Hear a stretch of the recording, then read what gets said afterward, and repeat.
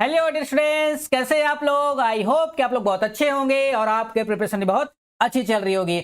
IBPS clerk का notification आ चुका है, तो आज हम समझने वाले हैं आईबीपीएस क्लर्क के बारे में कि कब इसका एग्जाम फॉर्म भरा जाना चाहिए, कब इसका लास्ट डेट होगा, एज क्या होना चाहिए, क्वालिफिकेशन क्या होना चाहिए, साथ ही कितना वैकेंसी लेकर आया है और इसमें कितने बैंक शामिल होते हैं। इन सब का फुल डिटेल हम देखने वाले हैं, तो वीडियो को शुरू से लेकर लास्ट तक देखिए ताकि कोई भी इंफॉर्मेशन आपसे मिस ना हो। चलिए वीडियो को स्टार्ट करते हैं और देखते हैं कि इसके इंपॉर्टेंट डेट्स के बारे में, कब इसका एग्जाम फॉर्म आप भर सकेंगे। ऑनलाइन रजिस्ट्रेशन स्टार्ट हो चुका है, कब से? 1 जुलाई 2024 से स्टार्ट हो चुका है, जो 21 जुलाई तक आप इसका ऑनलाइन रजिस्ट्रेशन कर सकते हैं, ऑनलाइन फॉर्म इसका भर पाएंगे। ठीक है, इसका जो प्रीलिम्स डेट है, ध्यान से देखिए, इसका जो प्रीलिम्स डेट है वो आपका होने वाला है प्रीलिम्स एग्जाम अगस्त 2024 को इसका एग्जाम लिया जाएगा। साथ ही इसके मेंस एग्जाम के भी टेंटेटिव डेट जारी कर दिया गया है, जो कि अक्टूबर 2024 में ये लिया जाएगा। फाइनल अलॉटमेंट जो हो जाएगा वो अप्रैल 2024 तक आपको जो है जॉब आपके हाथ में होगा। ठीक है, ये आपके इंपॉर्टेंट डेट्स है, इसको ध्यान में रखना है।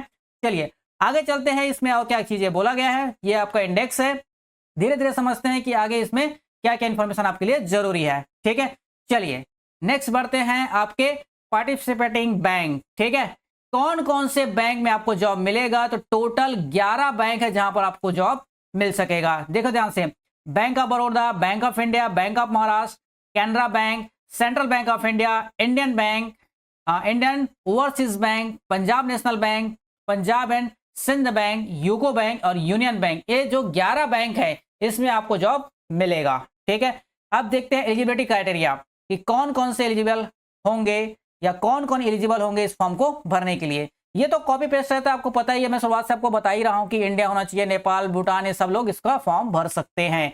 एज क्या होना चाहिए, ध्यान से समझिए।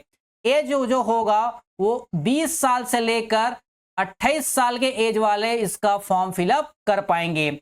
आपको बर्थ दिया गया है कि 2/7/1996 से लेकर 1/7/2004 के बीच में जन्मा हुआ व्यक्ति इस फॉर्म को भरने के लिए एलिजिबल होंगे। साथ ही इसमें एज रिलैक्सेशन भी दिया जाता है कैटेगरी वाइज। ठीक है, एसटी एससी को दिया जाता है 5 साल, ओबीसी को दिया जाता है 3 साल। साथ ही पर्सन विद बेंचमार्क डिसेबिलिटी जो रहते हैं उसको 10 ईयर का भी इसमें रिलैक्सेशन दिया जाता है। ठीक है, नेक्स्ट चलते हैं इसके आगे, और ये तो पूरा एज रिलैक्सेशन के बारे में सारा चीजें बताया गया है। ठीक है, उसको आप आराम से देख पाएंगे। हम लोग चलते हैं, हम जो इंपॉर्टेंट चीजें हैं वही चीजें हम फोकस करने वाले हैं। हालांकि ये पूरा सिलेबस रहता है, सिलेबस जैसा रहता है, इसको पढ़ने जाओगे 2-4 दिन आपको लग सकता है। ठीक है, मैं आपको इंपॉर्टेंट चीजें आपको बता रहा हूं जो आपके लिए अभी जरूरी है। ठीक है, ये सब आपके लिए कोई इंपॉर्टेंट नहीं है। आगे बढ़ते हैं इसके नेक्स्ट क्या चीज है भाई, नेक्स्ट इन सबको आपको ज्यादा जरूरी नहीं है। ठीक है, ये सारे गाइडलाइंस दिए गए हैं, कौन कौन से इसमें रिलैक्सेशन रहेगा, कौन कौन इसमें शामिल रहेगा, ये सारा चीजें आपको फोकस करके दिया गया है। हाँ, ये आपको देखना है एजुकेशन क्वालिफिकेशन, भाई कितना पढ़ा लिखा हो इंसान जो कि इस फॉर्म को भरने के लिए पर्याप्त होगा। ठीक है, 21/7/2024 के डेट में, मतलब लास्ट डेट जब होगा उस डेट में क्या होना चाहिए, आपके पास एक डिग्री होना चाहिए ग्रेजुएशन की। क्या होना चाहिए? डिग्री। ग्रेजुएट हुआ एक व्यक्ति इस फॉर्म को भर पाएगा। कोई भी यूनिवर्सिटी से, रिकॉग्नाइज्ड यूनिवर्सिटी से जो ग्रेजुएट है वो इसका फॉर्म फिलअप कर पाएंगे। ठीक है, एक और चीज इसमें दिया गया है, देखो कंप्यूटर लिटरेसी उसको होना चाहिए। इसका मतलब यह है कि उसको बेसिक जानकारी होना चाहिए, जैसे operating system, working knowledge, computer का थोड़ा बहुत उसको ज्ञान होना चाहिए। वो उसका कम से कम क्या होना चाहिए, सर्टिफिकेट, डिप्लोमा वगैरह 6 महीने का या 1 साल का उसके पास होना चाहिए। 1 ईयर का भी रहता है। ठीक है, 6 महीने 1 साल का ये होना चाहिए। ध्यान में रखना कि अब हर वैकेंसी में ये कंप्यूटर लिटरेसी पूछा जा रहा है, तो कम से कम आप इतना तो रखिए कि आपके किसी एकेडमिक में वो जिक्र हो कि कंप्यूटर में आपके सीखा हुआ है, वो भी आपका काम चल जाएगा। ठीक है, 6 में अगर कुछ भी नहीं है तो 6 महीने का कोर्स कर लीजिए, कुछ भी नहीं है तो 1 साल का पीएचडी से कर लीजिए। मतलब कुछ भी आपके पास ये दिखाने के लिए रहना चाहिए भाई आपको कंप्यूटर आता है, बस कहानी खत्म। ठीक है, कुछ ना कुछ ऐसा होना चाहिए। ठीक, बाकी परसेंटेज वाइज इसने कुछ बोला नहीं है कि भाई कितना परसेंट होना चाहिए, क्या होना चाहिए। परसेंटेज कैलकुलेशन एक बार बोल दिया है कि भाई ढंग से अपना परसेंटेज कैलकुलेट कर लीजिएगा। ठीक है, बाकी ऐसा कुछ बोला नहीं है कि भाई इतना परसेंट उतना परसेंट होना चाहिए, ऐसा कुछ भी नहीं चाहिए उसको। ठीक, आप सिर्फ ग्रेजुएट हो, बात खत्म। कितना पैसा लगेगा भाई बताओ, एप्लीकेशन फीस कितना लगेगा, तो भाई 175 लगेंगे एसटी एससी वालों को। ठीक है, और बाकी सब जो बच जाते हैं आला दर्श को उसको लगेगा 850 रुपया। ठीक है, 850 इसका फीस लेता है। ठीक, अब देखो ध्यान से समझने की कोशिश कीजिएगा स्ट्रक्चर ऑफ एग्जामिनेशन। एग्जाम का स्ट्रक्चर कैसे होगा, मैंने पहले ही बता दिया कि एक तो प्री होगा और दूसरा होगा मेंस। क्या होगा? प्री और मेंस, ये दो चीजें होने वाला है। तो सबसे पहले समझते हैं प्री के बारे में कि प्री में कितने सवाल आएंगे और क्या क्या इसमें टाइमिंग दिया गया है। देखो ध्यान से, 3 ही सब्जेक्ट होते हैं, बहुत स्वीट सिंपल से इसका सिलेबस रहता है। पहला चीज इंग्लिश पूछा जाएगा, दूसरा चीज न्यूमेरिकल एबिलिटी यानी कि मैथ्स पूछा जाएगा, और रीजनिंग एबिलिटी, 3 चीज रहेगा। इंग्लिश तो आपका इंग्लिश में ही रहेगा, लेकिन बाकी आप मैथ्स और रीजनिंग अपने लैंग्वेज चूज करके उस लैंग्वेज में आप दिला सके हुए, ठीक है। 30 क्वेश्चन आएंगे, ठीक, 30 मार्क्स के, 35 क्वेश्चन आएंगे आपके मैथ्स के, 35 क्वेश्चन आएंगे आपके मैथ्स के, और 35 ही मैक्सिमम मार्क्स दिया जाएगा। रीजनिंग में भी 35 सवाल आएंगे और 35 नंबर्स आएंगे टोटल आपके पास जो बच जाता है आपके पास 100 नंबर का होगा और 100 क्वेश्चन आएगा। टाइमिंग सेक्शन वाइज दिया गया है, इसमें 20 मिनट लगेगा, फिर से 20 मिनट, फिर से 20 मिनट, माने कि टोटल कितना जाएगा, 60 मिनट का आपको समय दिया जाएगा, ठीक है। इसमें नेगेटिव मार्किंग भी दिया जाएगा, ये ध्यान रखना, नेगेटिव मार्किंग, क्या नेगेटिव मार्किंग भी इसमें रहता है। कितना रहता है, 1/4 रहता है, ठीक है, 1/4 नेगेटिव मार्किंग रहता है, यानी कि 0.25 मार्क्स काट लिए जाएंगे अगर एक भी सवाल आपने गलत किया, ठीक।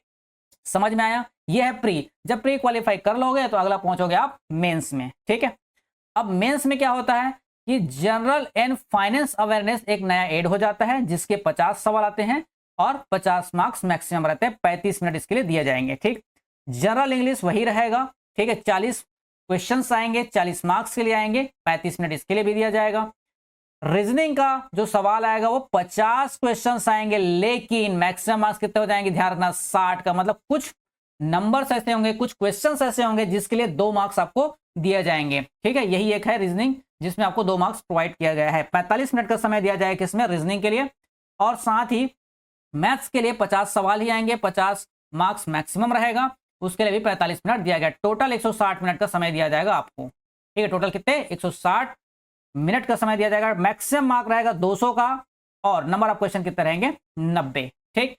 नेगेटिव मार्किंग अगेन 1/4 ही रहेगा, बाकी उसमें कोई चेंजेस नहीं है, ठीक। आगे बढ़ते हैं नेक्स्ट, ये रहा आपका मेंस। मेंस जब क्वालिफाई हो जाओगे तो आपका फाइनल सिलेक्शन लिस्ट निकल जाएगा, क्योंकि इंटरव्यू नाम का कोई चीज इसमें नहीं होता है। क्या बोला मैं, कि इंटरव्यू नाम का कोई चीज इसमें एग्जिस्ट नहीं करता, ठीक बात समझ में आया। जो मैं लैंग्वेज की बात कर रहा था वो लैंग्वेज यहां पर दिया गया है, देखो बहुत सारे लैंग्वेज आपको दिया गया, इंग्लिश के साथ हिंदी, इंग्लिश हिंदी के साथ तेलुगु। लेकिन एक बात ध्यान में रखिएगा, आप किसी भी स्टेट में तो भर सकते हैं, लेकिन उस स्टेट का लैंग्वेज आपको पता होना चाहिए, ठीक है। उस लैंग्वेज को आप रीड कर सके, राइट कर सके, और साथ ही स्पीक कर सके, यानी कि बोल सके। ये तीनों चीजें आपको उस लैंग्वेज में कमांड होनी चाहिए, चाहे आप किसी भी स्टेट में भर सको, चाहे आप जैसे छत्तीसगढ़ के हो, आप जाना चाहते हो अंडमान में जाना चाहते हो वहां का भर लो, ठीक है। आप साउथ इंडियन में जाना चाहते हो वहां का भर लो, लेकिन वहां के लैंग्वेज आपको आने चाहिए, ठीक बात समझ में आ गया। आगे बढ़ते हैं नेक्स्ट, ये पूरा लैंग्वेज आपको दिया गया है। आगे की कहानी क्या है, ये तो खैर ठीक है, इसमें कोई जानकारी वाली बात नहीं है, ठीक है। कट ऑफ स्कोर कैसे होगा ये ठीक है, इसमें कोई ज़्यादा अभी जानने वाली बातें नहीं है, ठीक है। बाकी आपको कुछ लगे तो ठीक है, ये सब नहीं है। हम चलते हैं सीधा, अब बता दो भाई कि वैकेंसी कितना आया है, ठीक है। आप जानने के लिए उत्सुक होंगे भाई वैकेंसी कितना है, तो मैं एक बात बता देता हूँ आपको कि पिछले बार के मुकाबले में वैकेंसी ज़्यादा आया है, ठीक है, 1500-1600 ज़्यादा ही आया है, तो उसमें घबराने की जरूरत नहीं है। ये हाउ टू अप्लाई, ये सारी चीज़ें आप देख सकते हो, ज़्यादा इसमें बताने की चीज़ें नहीं है। तो वैकेंसी हम सीधा चलते हैं वैकेंसी की तरफ कि कितने वैकेंसी इसमें आए हुए हैं, ठीक है। कहाँ पर गया जी वैकेंसी, ये सब बाकी चीज़ें तो आपको ज़्यादा जानने की जरूरत नहीं है, यहाँ के मैं बता देता हूँ पूरा सिलेबस, इसको पढ़ने जाएंगे 2-4 दिन आपको लग सकता है, ठीक है। हालांकि ज़्यादा इतना इंपॉर्टेंट नहीं है, ठीक है। हम लोग चलते हैं सीधा, क्या चलते हैं वैकेंसी की तरफ। तो टोटल वैकेंसी की बात करते हैं। हाँ, यहाँ पर देखो वैकेंसीज को दिया गया है कि अलग अलग स्टेट में कितने कितने वैकेंसी आया है 2025-26 के लिए, कौन से पोस्ट के लिए, क्लरिकल पोस्ट के लिए आया है, ठीक है। यहाँ पर देख पाएंगे आप, ये 11 बैंक्स हैं जिसमें आपने दिया गया। हाँ, एक और चीज़ मैं आपको बता देता हूँ यहीं पे, चलो मैं टोटल वैकेंसी पहले बता देता हूँ फिर आगे चलते हैं, ठीक है। बहुत सारे यहाँ पर स्टेट दिए गए हैं जहाँ पर आपको कितने कितने वैकेंसी है, सारी चीज़ें आपको क्लियर किया गया। हम बात करते हैं अपने छत्तीसगढ़ की, ठीक है। अपने छत्तीसगढ़ में कितना है, ठीक है, ये अपना छत्तीसगढ़ है, ठीक है, ये अपना छत्तीसगढ़। छत्तीसगढ़ में जो वैकेंसी आया है, टोटल वैकेंसी आया है 119, ध्यान रखेंगे 119 टोटल वैकेंसी है, ठीक बात। और ये पूरा वैकेंसी आपको दिया गया अलग अलग स्टेट वाइज, कितने कितने वैकेंसी है, SC/ST में कितने हैं, ये पूरा आपको वैकेंसी डिटेल दिया गया है, ठीक है। अगर टोटल वैकेंसी की बात किया जाए, ठीक बात, ये पूरा स्टेट वाइज दिया गया है। अब ध्यान से आप इसको आराम से देख लीजिएगा, ठीक है। टोटल वैकेंसी की अगर बात किया जाए, कितना टोटल वैकेंसी की अगर बात किया जाए तो टोटल वैकेंसी है 6128 वैकेंसी है, ठीक है। इसमें जानने वाली कुछ और बातें हैं जिसमें मैंने बता दिया कि CG के छत्तीसगढ़ के जो वैकेंसी है वो कितना है 119, जो वैकेंसी है वो किसका है छत्तीसगढ़ से हैं। एक और चीज बता देता हूं मैं आपको यहाँ पर, ये पूरा क्या है, टेंटेटिव है, यानी कि ये जो वैकेंसी है वो बढ़ेगा, डेफिनेटली बढ़ेगा। मैं इतना गारंटी के साथ क्यों बोल रहा हूँ कि डेफिनेटली बढ़ेगा, क्योंकि जो 11 बैंक्स है, ध्यान से समझिएगा, 11 बैंक्स ने में से, ठीक 11 बैंक्स है इसके अंदर आते हैं, तो 11 बैंक्स में से 5 बैंक ऐसे हैं, 5 बैंक ऐसे हैं जिन्होंने ये डिक्लेयर ही नहीं किया है कि भाई वो कितना पोस्ट निकालने वाले हैं। नॉट रिपोर्टेड, ये एनआर का मतलब होता है नॉट रिपोर्टेड, यानी कि ये जो 5 बैंक है ना, इन्होंने रिपोर्ट ही नहीं किया है कि कितने वैकेंसी वो देने वाले हैं। तो जब वो वैकेंसी आ जाएगा तो डेफिनेटली ये 6128 है ना, कम से कम 7000 इसकी वैकेंसी जाना चाहिए मेरे हिसाब से, कि 5 बैंक और जब ऐड हो जाएगा तब। ठीक है, अभी के लिए फिलहाल इतना ही है। बात समझ में आया? तो बाकी तो और कुछ जानने की अच्छी बातें नहीं है। ये जो आप सेंटर है वो आराम से भरिएगा, ठीक है, बाकी कुछ भी इसमें जानने वाली बातें नहीं है, कैसे कैसे एग्जाम फॉर्म भरा जाता है। ठीक, ये रहा पूरा वैकेंसी जिसमें आपको बहुत अच्छे से तैयारी करना है, बहुत अच्छा मौका है आपके पास। ठीक है, अगस्त में इसका एग्जाम होगा प्री का, और अक्टूबर में हो जाएगा इसका मेंस। ठीक है, तो अगर आप इस चैनल पे नए हैं तो सबसे पहले तो चैनल को सब्सक्राइब कर लीजिए, शेयर और लाइक कर दीजिए। साथ ही साथ अगर आप इसकी बेहतर तैयारी करना चाहते हैं, ठीक है, बैंक की आप बेहतर तैयारी करना चाहते हैं, तो हमारा कोचिंग है रामा कोचिंग भिलाई, आप ज्वाइन करिए और अपने तैयारी को और बेहतर कीजिए और अपने सिलेक्शन को लगभग पक्का कर लीजिए। अपना हमारा कोचिंग ज्वाइन करके रामा कोचिंग आपके लिए तत्पर है, आपके सिलेक्शन के लिए। ठीक है,